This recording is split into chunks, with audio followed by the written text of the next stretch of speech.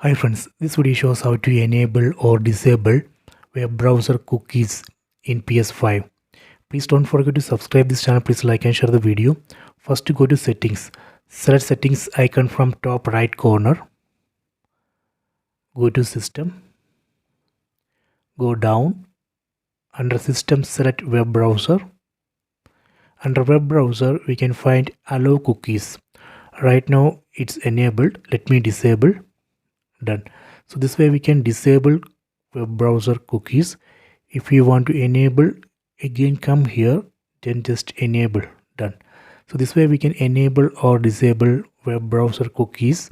Similarly, we can enable or disable JavaScript. We can delete cookies. We can delete search history and website data. I hope you have enjoyed this video. Please subscribe this channel. Please like and share the video.